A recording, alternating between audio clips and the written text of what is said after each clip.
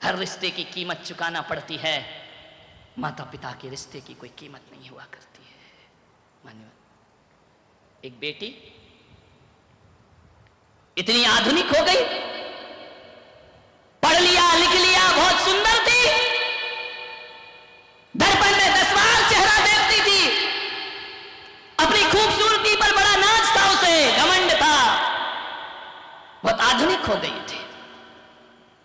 मां से प्यार नहीं करती थी। मां ऐसी थी, हमेशा जब मां की बात होती है ना तो बेटों को नफरत की दृष्टि से देखा जाता है, लेकिन आजकल बेटियां भी कुछ कम नहीं है, ध्यान रखना।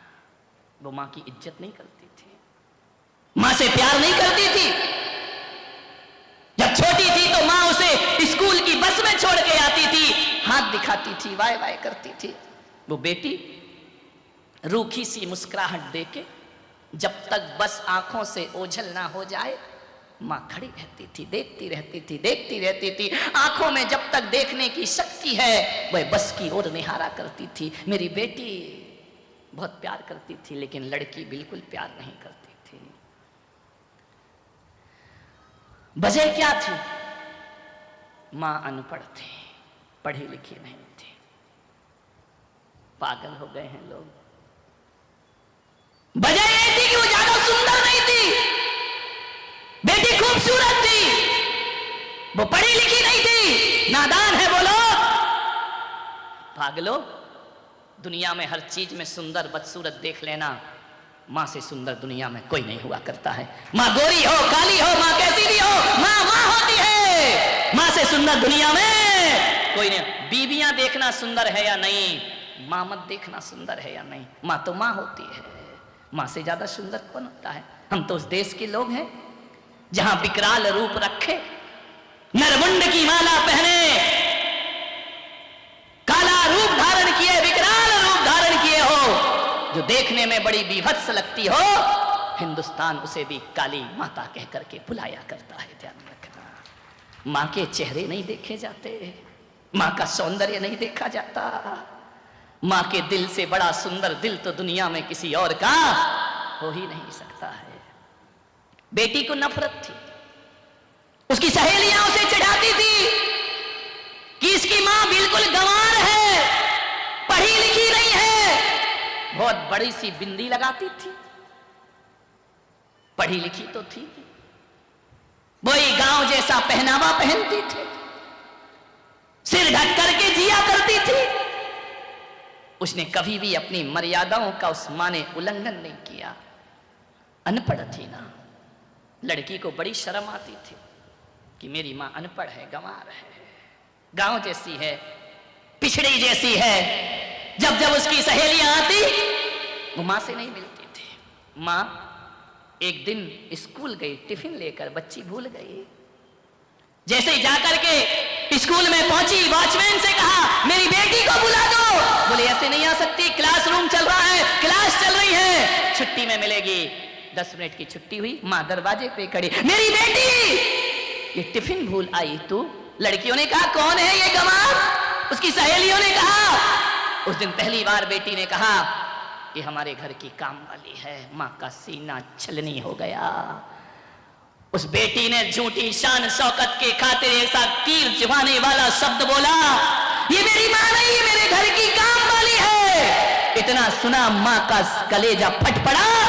उसने कहा ये बेटी कहती है कि ये काम वाली है।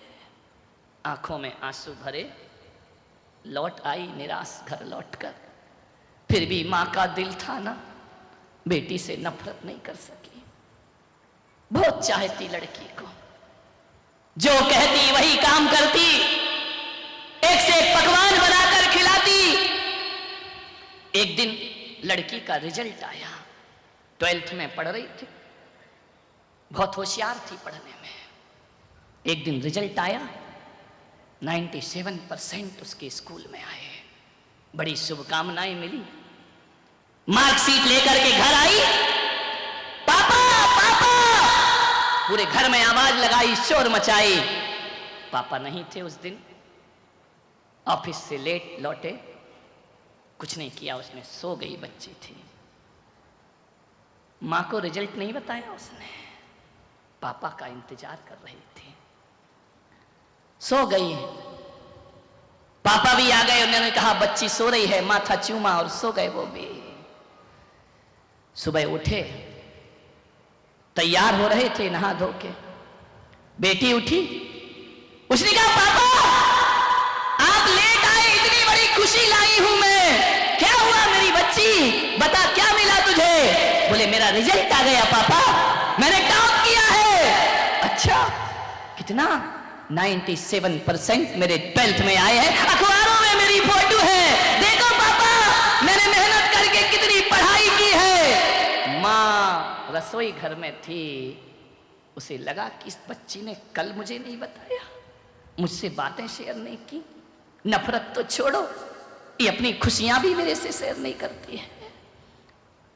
पिता ने देखा, सीने से लगा लिया बेटी को। पिता ने आवाज दी पत्नी को, अरे भाग्यवान जल्दी आ, देख हमारी बेटी ने इतिहास रचा है, इतने अच्छे नंबर आए हैं। गुलाब जामुन बना रही थी माँ, सब बातें सुन रही थी। दौड़ी दौड़ी आई, आकर के बोली मेरी बेटी इतने अच्छे नंबर, और सीने से लगाया उसे अपनी बेटी को। बाय बेटी तूने हमारा नाम रोशन कर दिया, इतने अच्छे अंक आए तेरे। बेटी ने झिड़क दिया माँ को। उस माँ ने कहा बेटी दिखा तो तेरी मार्कशीट। उसने कहा क्या मार्कशीट देखेगी तू तो पढ़ी लिखी नहीं है ना, अनपढ़ औरत, तू क्या मार्कशीट देखेगी? आंखें भर आई उस माँ की, आंसू टपकाते टपकाते रसोई घर में पहुंच गई। पिता मार्कशीट लिए पीछे पीछे गए उसके। अरे तू जाने देना, बच्ची है। उसने कहा कोई बात नहीं। बोली अपनी ही तो बच्ची है, मुझे मालूम है तेरा दिल दुखा होगा, उसने तुझे अनपढ़ कहा है, लेकिन क्या करेगी, छोड़ बच्ची समझ के माफ कर दे। माँ ने कहा कोई बात नहीं, गुलाब जामुन बनाए, मेरे हाथ से तो खाएगी नहीं, आज वो पास हुई है, जाओ उसको एक गुलाब जामुन खिला दो। माँ माँ होती है। लड़की जल्दी से तैयार हुई, तैयार होकर के उसने गाड़ी उठाई, स्कूटी उठाई और बोली पापा मैं अपने फ्रेंड्स के पास जा रही हूं, आज हमारी पार्टी है, आज हमारा खाना वहां होगा। माँ गुलाब जामुन का ट्रे लिए खड़ी है, मैं आज यहां नहीं खाऊंगी, मैं बाहर जाके भोजन करूंगी। पापा मुझे पैसे दे दो, मम्मी मुझे पैसे दे दो। पैसे के लिए माँ थी, प्यार के लिए माँ नहीं थी। माँ ने पैसे निकाले, ले बेटा जाके जश्न मना, मेरी दुआएं तेरे साथ हैं।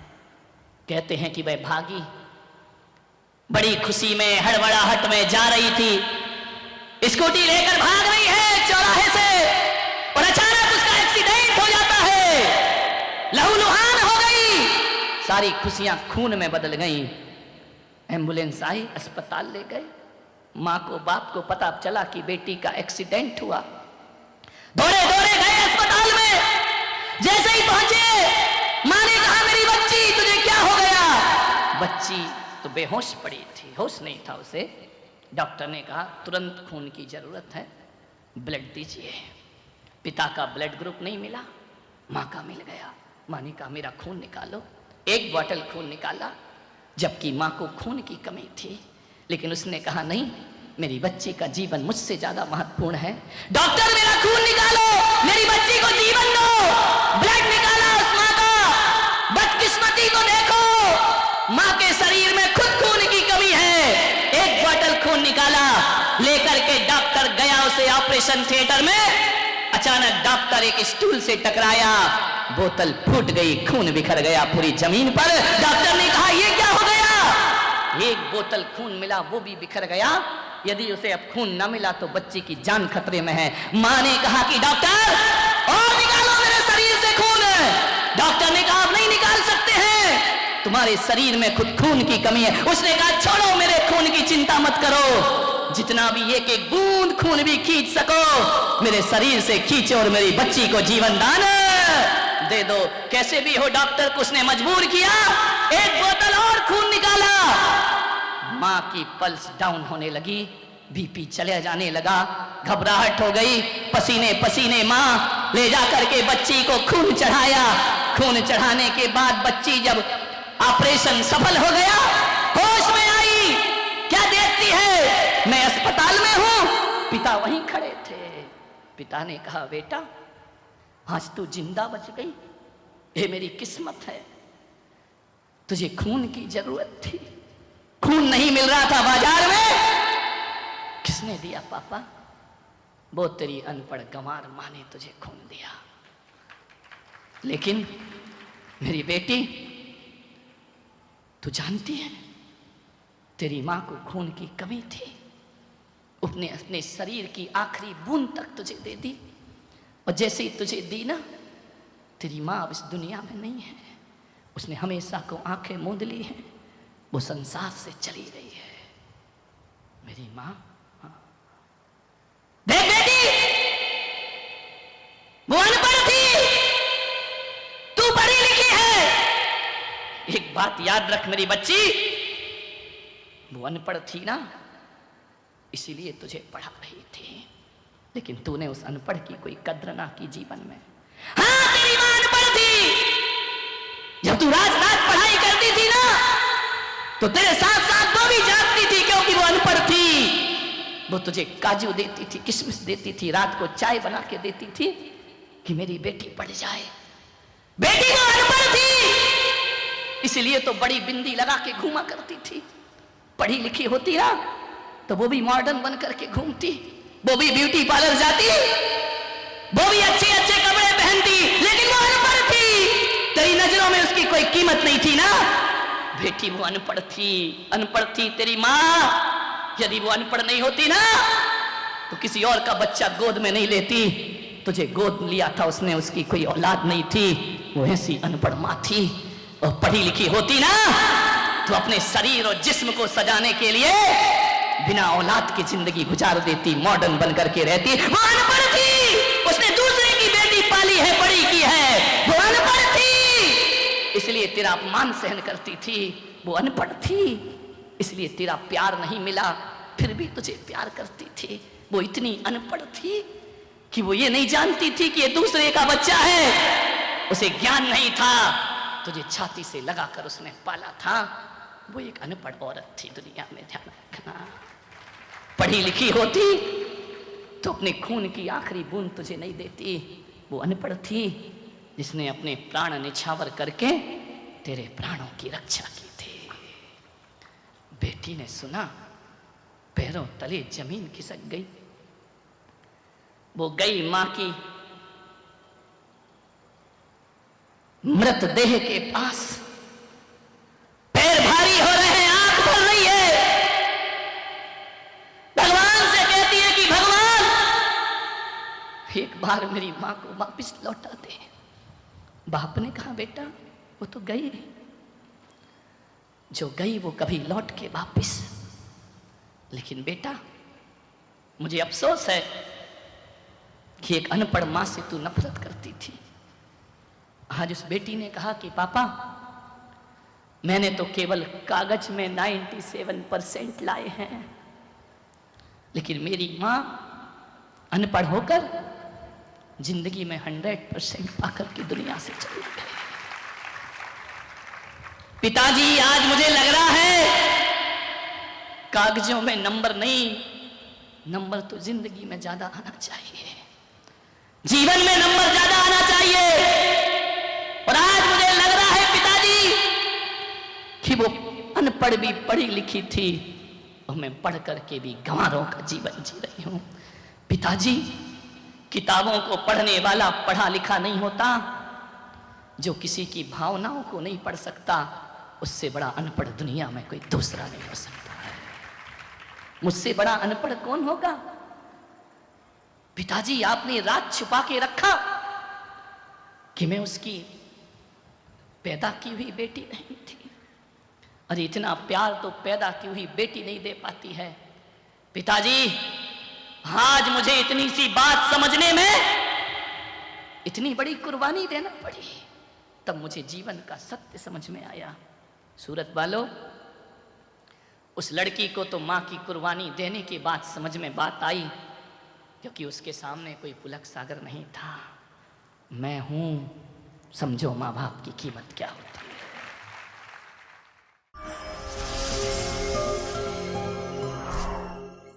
मान्यवर, ज्ञान की बातें करना बहुत आसान है, ज्ञानी बनना बहुत कठिन काम हुआ करता है, ध्यान रखिए। आप बोल तो देते हैं कि बच्चा ऐसा नहीं करना, बेटा ऐसा नहीं करना, और वही काम जब आप करते हैं, ध्यान रखिए, ये जो कैमरा लगा हुआ है ना चैनल का, ये मुझे देख रहा है, ध्यान रखना। आप मुझे सुन रहे हैं, ये मुझे ये सुन नहीं रहा, ये देख रहा है मुझे। और एक बात याद रखना, छोटे बच्चे को कभी देखना, छोटा सा बच्चा जब धरती पर पैदा होता है ना, तो टकटकी लगाकर देखता है। हमारी पलकें ज्यादा झपकती हैं, बच्चों की पलकें नहीं झपकती हैं। वह टकटकी लगाकर किसी भी चीज को देखते रहते हैं। जैसे ये कैमरा मुझे टकटकी लगाकर देख रहा है, अब जो जो एक्शन मैं करूंगा वही वही कैमरा दिखाएगा, वही वही वह ग्रहण करेगा, और जो ग्रहण करेगा वो टीवी पर ले जा करके दिखा देगा। तो बच्चे की आंख भी एक कैमरा ही हुआ करता है, और जो जो सुबह शाम आप करते हैं बच्चा रिकॉर्ड करते जाता है, और जो बच्चा रिकॉर्डिंग करता है वही बच्चा दुनिया के सामने वैसा प्रस्तुत हो जाया करता है। आप सोचते हैं कि हमारा बच्चा बुढ़ापे में बड़े होके हमारा सम्मान करे, तो मेरा निवेदन है आज से ही अपने घर में बड़ों का सम्मान शुरू कर दीजिए। जो आप करेंगे बच्चा वैसा ही करेगा, ध्यान रखना। अलग से नहीं सीखेगा, तुम्हारे घर की बातें सीखेगा। अमेरिका के राष्ट्रपति हुए अब्राहम लिंकन,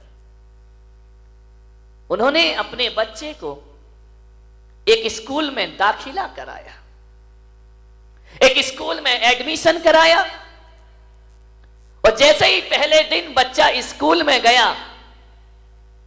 अब्राहम लिंकन ने अपने बच्चे के साथ एक पत्र लिख करके भेजा कि ये पत्र तुम अपने क्लास टीचर को दे देना, और पढ़ने से पहले ये खत उनके हाथ में जरूर पहुंचाना।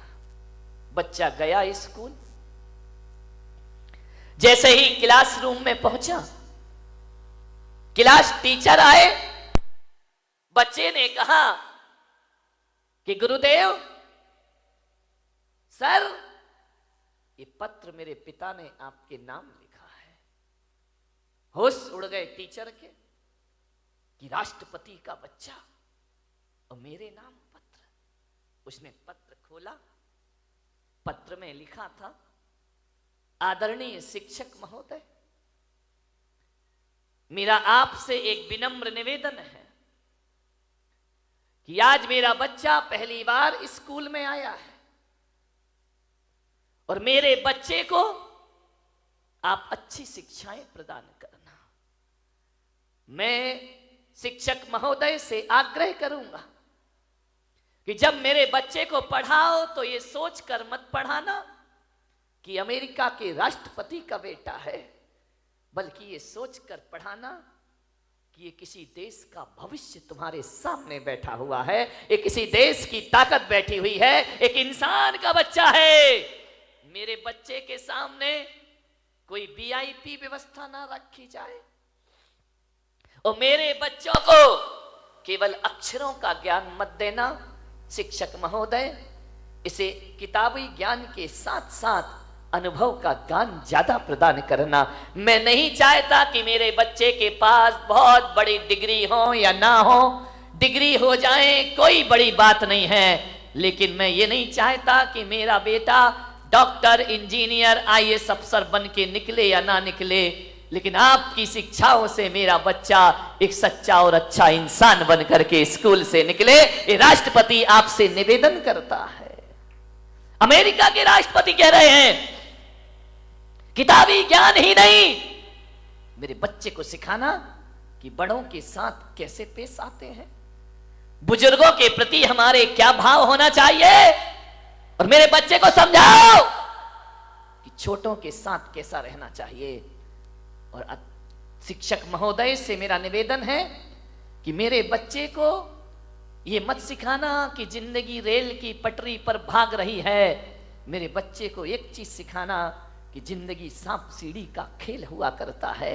उसे समझाओ कि जिंदगी में ऐसे भी लोग मिलेंगे जो सीढ़ियों का सहारा देकर तुम्हें ऊपर चढ़ाएंगे, और जिंदगी में ऐसे भी लोग मिलेंगे जो अपने बनकर सांप के समान डसेंगे और जिंदगी को नीचे ला करके पटक देंगे। जिंदगी एक सांप सीढ़ी का खेल है। यहां चढ़ाने वाले भी मिलते हैं और यहां उतारने वाले भी प्राप्त हुआ करते हैं। मेरे बच्चे को समझाना कि जिंदगी में उतार चढ़ाव आएंगे, सीढ़ी भी मिलेगी और सांप भी मिलेगा, लेकिन मेरे बच्चे को ये संस्कार देना कि जब जिंदगी सीढ़ियों पर ऊपर चढ़ी जाए तो अहंकार में फूलना मत, और जब कोई सांप डस ले तो निराशा में जिंदगी को बर्बाद करना मत। ध्यान रखिए। उस शिक्षक के लिए राष्ट्रपति ने निवेदन किया, मान्यवर आपका बच्चा स्कूल जाता है, क्या माँ बाप होने के नाते आपने क्लास टीचर को यह बोला है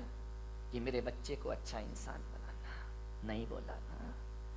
क्लास टीचर यदि मार दे तो तुम लड़ने को तैयार हो जाते हो, तुम उसके खिलाफ केस करने को तैयार हो जाते हो। और हमारा एक जमाना था, यदि स्कूल में मार पड़ती थी तो घर में आके डबल मार पड़ा करती थी कि शिक्षक ने यदि तुझे मारा है तो जरूर तूने कुछ गलतियां की होंगी। हमें कभी प्रोत्साहन नहीं मिला करता था, हमें कभी नहीं कहा जाता था कि टीचर ने मारा है तो चलो हम उससे बात करेंगे।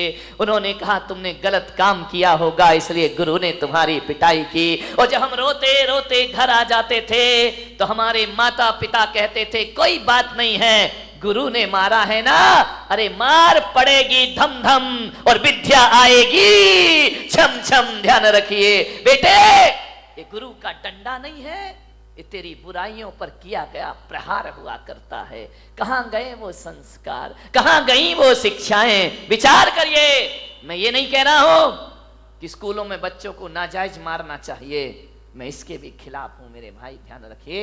लेकिन मैं आपसे निवेदन करता हूं, शिष्य और सीसी में जब तक डांट नहीं लगेगी, सीसी में डांट, ढक्कन, ढक्कन को डांट कहा जाता है, सीसी में भी डांट होना चाहिए और शिष्य में भी डांट होना चाहिए। शिष्य और सीसी में डांट नहीं लगेगा तो सीसी भी डूबेगी और शिष्य भी डूब जाएगा। ध्यान रखिए। मान्यवर निवेदन करिए, क्या आपने कभी स्कूल में जाकर क्लास टीचर से कहा है? आज हर माँ बाप को ये चिंता है कि मेरा बेटा MBA कर ले, मेरा बेटा डॉक्टर बन जाए, मेरा बेटा अच्छा वकील बन जाए, मेरा बेटा अच्छा बिजनेसमैन बन जाए। कोई माँ बाप भी नहीं सोचता है कि मेरा बेटा सच्चा और अच्छा इंसान बन जाए। ध्यान रखिए। मैं आपसे कहता हूं, एक सच्चा और अच्छा इंसान 100 इंजीनियर और डॉक्टर से बढ़ करके हुआ करता है। ध्यान रखिए। यदि गलत आदमी डॉक्टर बन गया तो याद रखना वो कभी देश को, समाज की भलाई नहीं कर सकता है। गलत आदमी इंजीनियर बन गया, गलत आदमी व्यापारी बन गया, देश, समाज और परिवार को बर्बाद ही करेगा वो। ध्यान रखिए। आपसे निवेदन है, थोड़ी चिंता कर लिया करो कि मेरा बेटा अच्छा इंसान बने। आज माँ बाप को वो चिंता नहीं है, लेकिन हम संतों को चिंता है। इसलिए ज्ञान गंगा महोत्सव में मैंने कहा था ना, मैं तुम्हें भगवान बनाने के लिए नहीं बुलाऊंगा, एक सच्चा और अच्छा इंसान बनाने के लिए तुम्हें यहां बुलाने का मैं प्रयास करूंगा, क्योंकि सच्चा और अच्छा इंसान भविष्य का भगवान हुआ करता है मेरे भाई।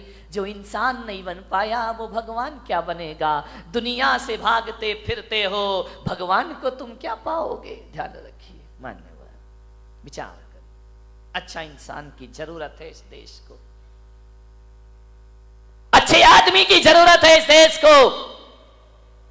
तुम्हारे परिवार की खुशहाली के लिए अच्छे बेटे की जरूरत है। ध्यान रखिए। पूत कपूत तो का धन संचय, पूत सपूत तो का धन संचय। यदि पूत कपूत निकल गया तो सारी दौलत को बर्बाद करके रख देगा, और पूत यदि सपूत निकल गया, 1 रुपया भी ना दो तो भी लाखों की दौलत कमा कर अपने पिता को दिखा देगा। किसके लिए सोचते हो? अच्छा व्यक्ति बनाइए। मान्यवर शिक्षकों के भरोसे जिंदगी मत काटना। ये वेतन भोगी हैं, इन्हें केवल मार्कशीट पकड़ाना है। इन्हें इससे कोई मतलब नहीं कि तुम्हारा बच्चा कैसा है, क्या करता है। वो तो कहेंगे रिजल्ट अच्छा आना चाहिए, बाकी तुम्हारा जो व्यवहार है वो तुम जानो। इस ध्यान रखना, अक्षरों का ज्ञान देना स्कूल के टीचर का काम है, और अनुभव का ज्ञान देना माँ बाप का काम हुआ करता है। वो आपका दायित्व हुआ करता है। आप विचार करिए, गौर करिए अपने बच्चे पर, छोटी छोटी हरकतों पर ध्यान दीजिए। आपकी एक साधना है, आपकी बहुत बड़ी जिम्मेदारी है। आप समझदार प्राणी हैं, जानवर ना समझ प्राणी है। ध्यान रखना, जन्म देना ही कोई बहुत बड़ी प्रक्रिया नहीं है, जीवन देना उससे बड़ी प्रक्रिया होती है। जन्म की साधना तो केवल 9 महीने होती है, लेकिन जीवन की साधना तो जिंदगी भर करना पड़ती है, तो भी जीवन कम पड़ जाया करता है। जिंदगी भर की साधना है, एक तपस्या है। मान्यवर, बच्चों को लाड़ प्यार ही नहीं, संस्कार भी दो। आपके पास पैसा है, आपके पास दौलत है, आपके पास रुपया है, बच्चा कहता है मोबाइल चाहिए, आप मोबाइल दे देते हैं। बच्चा कहता है लैपटॉप चाहिए, आप लैपटॉप दे देते हैं। दीजिए, मेरा कोई विरोध नहीं है। बच्चा कहता है गाड़ी चाहिए, बच्चा कहता है मोटरसाइकिल चाहिए, आप मोटरसाइकिल दिला देते हैं। और बच्चा कहता है कि कार चाहिए, आप कार दिला देते हैं। लेकिन मैं पुलक सागर तुम्हारे बच्चों को ना तो मोबाइल दे सकता हूं, ना तुम्हारे बच्चों को मैं लैपटॉप दे सकता हूं, ना तुम्हारे बच्चों को मोटरसाइकिल दे सकता हूं, ना मैं तुम्हारे बच्चों को महंगी महंगी कार दे सकता हूं। लेकिन पुलक सागर के इस यहाँ पर आएंगे, पुलक सागर के दरबार में आएंगे, तो ध्यान रखना, एक कार मैंने भी रखी है अपने पास, और वह एक कार है जो मैं सारे देश को दिया करता हूं। आज तुम्हारा बच्चा रूठे कार के लिए, तो एक बार उसे मेरे पास लेकर के आना, मैं उसे कार दिलाऊंगा। ध्यान रखना, मेरे पास अल्ट्रो तो नहीं है, मर्सिडीज नहीं है, वैगनार नहीं है। मेरे पास यदि कोई कार है तो एक कार है जिसकी हर घर को आवश्यकता है, और पुलक सागर के पास कोई कार है तो वह संस्कारों की कार है। संस्कार की कार पकड़ा दी जाए तो जिंदगी अपने आप समझ। संस्कार की कार बांटा करता हूं, संस्कार की कार में बैठो, जीवन को आनंद में परिवर्तित कर दीजिए। मान्यवाद, सोचना है। बच्चों का जीवन बनाने से पहले हमें अपना जीवन बनाना जरूरी है। बच्चे दर्पण हैं, जो हम करते हैं वो बच्चों को दिखाई देता है, और जो दिखता है बच्चा वही सीखता है। एक बात ध्यान रखना, 21वीं सदी है, ज्यादा औलाद को सिखाने की कोशिश मत करना। तुम कुछ सिखाओगे उससे पहले वो तुम्हें सिखा के रख देगा। संभलो इस औलाद से, सबके मुंह लग जाना, बच्चों के मुंह कभी मत लगना।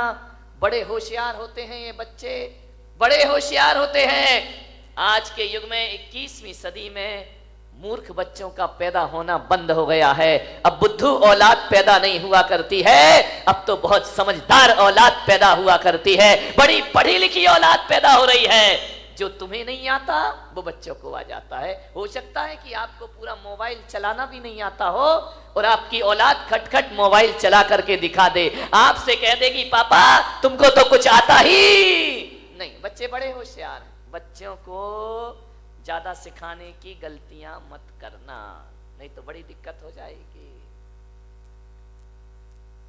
एक निवेदन है मेरा, ये बच्चों को सिखाओगे तो बिल्कुल नहीं सीखेंगे, सिखाने से नहीं सीखेंगे। एक पति पत्नी मेरे चरणों में आए, छोटा सा बच्चा था। बच्चों ने कहा बेटा महाराज के पैर पढ़ो, महाराज को नमस्कार करो, महाराज को नमोस्तु करो। बच्चा करने को तैयार नहीं, वो तो अकड़ के खड़ा। अरे बोले बेटा नमोस्तु, बोले नहीं करूंगा। अरे मैंने कहा गाजा जब है भाई, 3-4 साल का बच्चा वो माँ बाप का कहना मानने को तैयार नहीं। बोले बेटा ऐसा नहीं है, गलत बात, बहुत गंदी बात है, महाराज हैं इनको प्रणाम करिए, इनको नमस्कार करिए। बोले नहीं करूंगा नमस्कार। अरे तो बच्चे माँ बाप बड़े शर्मिंदा हुए कि यार महाराज हम करें क्या, ये झुक ही नहीं रहा है। मैंने कहा ऐसे नहीं झुकेगा, ये 21वीं सदी का औलाद है, ऐसे झुकने वाला नहीं है, तुम्हारा तरीका गलत है, बच्चा तो अभी झुक जाएगा। तो बोले कैसे झुक जाएगा बच्चा। मैंने कहा बच्चे के उसने क्या किया, उसकी माँ ने बच्चे की गर्दन पकड़ी और जबरदस्ती मेरे पैरों पे रख दी। बच्चा गर्दन उठाए जा रहा है, माँ बाप गर्दन दबाए जा रहे हैं। मैंने कहा रुको, बहुत गलत तरीका, ऐसे बच्चा प्रणाम नहीं करेगा। छोटा सा था, 3 साल का होगा, 4 साल का। मैंने माँ बाप से कहा बच्चे की गर्दन छोड़ो, बच्चे की गर्दन से हाथ हटाओ। माँ बाप ने हाथ हटाया। मैंने कहा तुम दोनों हाथ जोड़ो। माँ बाप ने हाथ जोड़े। बच्चा छोटा सा था, उसने ऊपर देखा, मम्मी पापा हाथ जोड़ रहे, बच्चे ने भी हाथ जोड़ लिए। मैंने कहा अब तुम प्रणाम करो, नमस्कार करो। जैसे ही उन्होंने धोख लगाई, बच्चा भी लेट करके प्रणाम करने लगा। मैंने कहा ध्यान रखना, 21वीं सदी है, ये सिखाने से नहीं सीखेगी, ये दिखाने से सीखा करती है। जो आप दिखाएंगे बच्चा वैसा सीख जा। ध्यान रखना है, बच्चों का पालन पोषण करना, उन्हें संस्कार देना, आपको जिंदगी भर तपस्या करना पड़ेगी। बच्चों की परवरिश करो। कैसे करना है उनकी परवरिश? सिखाने से नहीं, दिखाने से। जो आप दिखाएंगे बच्चा वही करेगा। 2 बच्चे लड़ रहे थे, मैंने बुलाया, मैंने कहा बच्चे लड़ते क्यों हो? बोले किसने कहा हम लड़ रहे थे। अरे मैंने कहा यार तू उसको मार रहा था, गाल में चांटे लगा रहा था। बोले हम लड़ थोड़ी रहे थे। तो मैंने कहा ये क्या कर रहे थे, कोई ड्रामा कर रहे थे, क्या कर रहे थे, कोई प्रैक्टिस कर रहे थे? बोले नहीं महाराज हम ना लड़ रहे थे ना कोई ड्रामा कर रहे थे। तो मैंने कहा क्या हो रहा था, तुम मार तो रहे थे उसके गाल में। बोले मैं मार नहीं रहा था महाराज, हम दोनों बच्चे तो मम्मी पापा का खेल खेल रहे थे। अब विचार करिए। मैंने कहा मम्मी पापा ऐसे होते हैं? बोले हाँ ऐसे ही तो मम्मी को मारते हैं, वही खेल हम यहाँ पर। ध्यान रखना, जो तुम करोगे बच्चा